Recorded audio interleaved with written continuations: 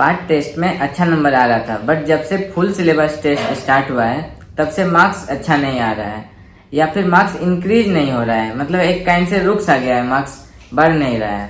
और जब chapter wise test चल रहा था उस समय अच्छा परफॉर्मेंस हो रहा था, बट अब लग रहा है क्या होगा। तो मैं आपको 4 पॉइंट बताने वाला हूँ जिससे आपका डेफिनेटली हेल्प होगा मार्क्स इंक्रीज करने में फुल सिलेबस टेस्ट में। तो सबसे पहला पॉइंट है सिलेबस। मैं ये मान के चल रहा हूँ कि आपका लगभग 99% सिलेबस हो चुका है अभी के समय में, जबकि लगभग मुश्किल से 1.5 महीना बचा है नीट एग्जाम में। तो आपका लगभग सिलेबस कंप्लीट हो गया, कुछ सिलेबस जो आपका बच रहा है। तो आपको भी सबसे पहले टेस्ट, फुल सिलेबस टेस्ट से पहले आपको जो बचा हुआ है चैप्टर है उसको जल्दी से जल्दी कंप्लीट करना है, क्योंकि फुल सिलेबस टेस्ट में आते तो क्वेश्चन सारे चैप्टर से हैं, लेकिन आपका जो चैप्टर नहीं हुआ है उससे भी क्वेश्चन आ रहा है, तो आपका क्वेश्चन तो छूटेगा ही। टेस्ट में मार्क्स नहीं इंक्रीज होने का एक कारण सिलेबस नहीं कंप्लीट होना भी है। मतलब ये बहुतों का भी कारण होगा टेस्ट में मार्क्स नहीं इंक्रीज होने का। तो आपको सबसे पहले अपना सिलेबस कंप्लीट करना है, जल्दी से जल्दी सिलेबस कंप्लीट करना है, उसके बाद फुल सिलेबस टेस्ट देना है। सेकेंड जो पॉइंट है वो है रिवीजन।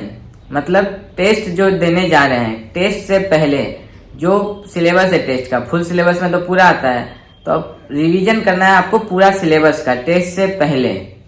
ये करना बहुत ही मुश्किल होगा, क्योंकि लगभग 80-90 चैप्टर है और टेस्ट में देना है, और 80-90 चैप्टर का रिवीजन करना कुछ दिनों में तो बहुत मुश्किल है। तो इसीलिए मैं आपको हमेशा बोलता हूँ, पहले भी बोला हूँ, अभी भी बोल रहा हूँ कि आप लोग अपने शॉर्ट नोट से रिवीजन कीजिए। शॉर्ट नोट से रिवीजन करने में क्या होता है, एक तो कम टाइम लगता है, और ऊपर से आप जो टाइम बचा उसमें आप क्वेश्चन प्रैक्टिस कर सकते हैं। वरना बड़े बड़े लंबे लंबे नोट्स जो बनाए हैं उनको एक चैप्टर करने में ही लगभग पूरा दिन पार हो जाता है।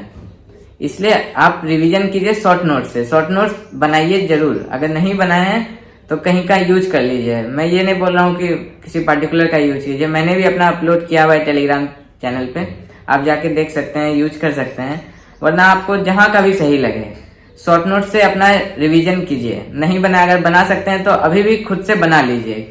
अपना बनाया हुआ शॉर्ट नोट सबसे बेस्ट होता है, और उसी से रिवीजन कीजिए। और टेस्ट से पहले पूरा चैप्टर का कोशिश कीजिए कि पूरा चैप्टर का कम से कम एक बार भी देख के जरूर जाएं एग्जाम से पहले।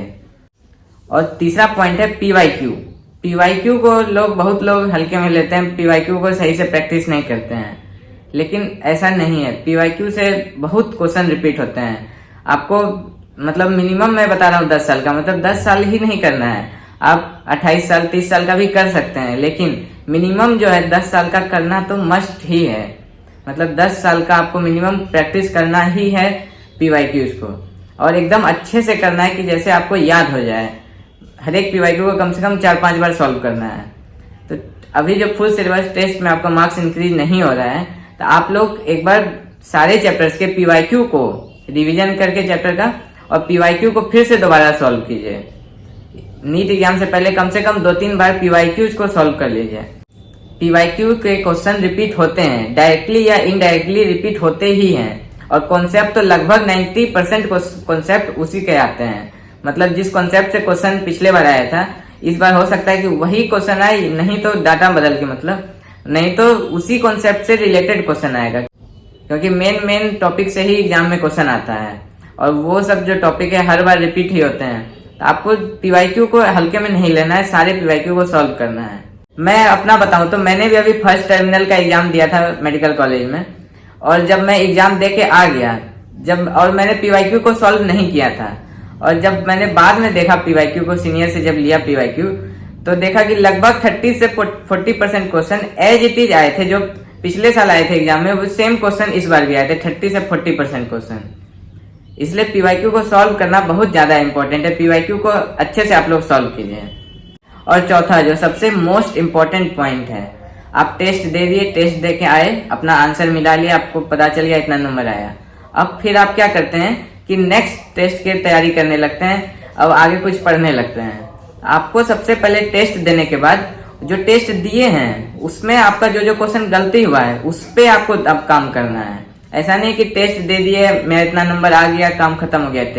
टेस्ट वहीं खत्म नहीं होता है। आपका जो मिस्टेक हुआ है आपको उसको देखना है कि कहाँ कहाँ आप गलती किए हैं, और उस गलती पे काम करना है।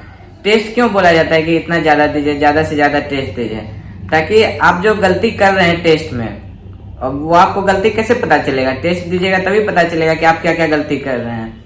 और टेस्ट देने से क्या होता है कि आपका गलती पता चला, आप उस गलती पे काम कीजिएगा, तब आने वाले टेस्ट में आप सेम गलती नहीं कीजिएगा। इसी तरह ना धीरे धीरे मार्क्स इंक्रीज होता है। तो आपको एनालाइज करना है टेस्ट को आने के बाद, टेस्ट में जितना भी गलती हुआ है सभी गलतियों पे काम करना है और कोशिश करना है कि नेक्स्ट जो टेस्ट दें उसमें ये गलती नहीं करें। जो भी सिली मिस्टेक हुआ या कुछ फॉर्मूला भूल गए थे, कुछ भी जो भी हुआ था, उसी पे आपको काम करना है। और मैंने पहले भी बोला था कि आप एक पतली सी नोटबुक बना लीजिए, उसमें जो भी आप गलती करते हैं टेस्ट में, एग्जाम में, उसको आप लिखिए, शॉर्ट में 1-2 लाइन में लिखिए कि मतलब क्या क्या गलती हुआ। या कोई फॉर्मूला ही भूल गया तो उस फॉर्मूला को लिख लीजिए, या कॉन्सेप्ट भूल गए, कुछ भी आपको लग रहा है इंपॉर्टेंट चीज जो आप गलती किए हैं उसको आप उसमें लिख लीजिए। और जो नेक्स्ट टेस्ट देने जाइएगा उससे पहले उसको पढ़ के एक बार जाइएगा कि मैंने क्या क्या गलती किया था पिछले टेस्ट में।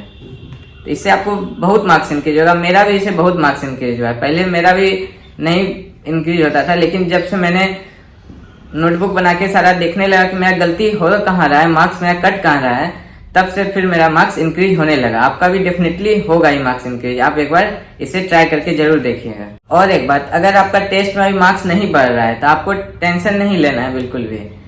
आप एक बार ये कर सकते हैं कि एक बार टेस्ट बदल के देखिए। मतलब जैसे आप कहीं किसी एक पर्टिकुलर कोचिंग का, इंस्टीट्यूट का कहीं का टेस्ट दे रहे हैं तो आप एक बार चेंज करके देखिए, किसी और जगह से एक बार टेस्ट दे के देखिए। क्योंकि मेरे साथ भी ऐसा हुआ था। मैं PW से पढ़ाई करता था और मेरा एक दोस्त था जो में पढ़ता था, तो वो मुझे टेस्ट सीरीज का फोटो खींच के कभी कभी भेजता था।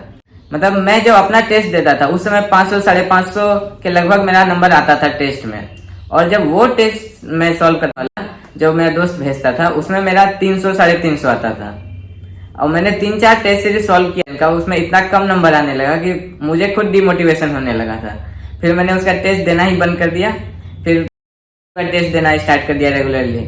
तो आपको भी एक बार यही करना है, एक बार टेस्ट बदल के देखना है कि उससे मार्क्स इंक्रीज हो रहा है या नहीं हो रहा है। और आपके टेस्ट के मार्क्स ये कभी डिसाइड नहीं करते कि आपका सिलेक्शन होगा या नहीं होगा।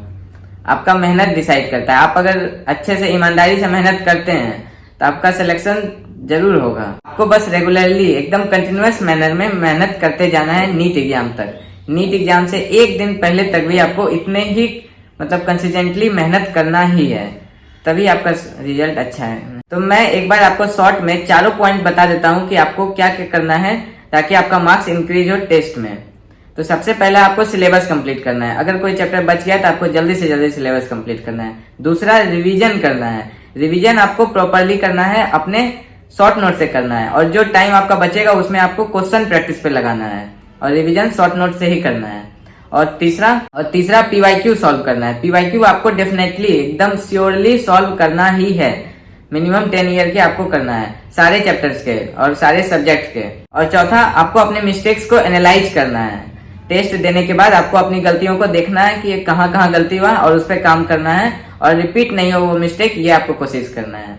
तो आप लोग अच्छे से मेहनत करते रहिए। All the very best. और कुछ डाउट हो तो इस वीडियो पे कमेंट कर दीजिएगा।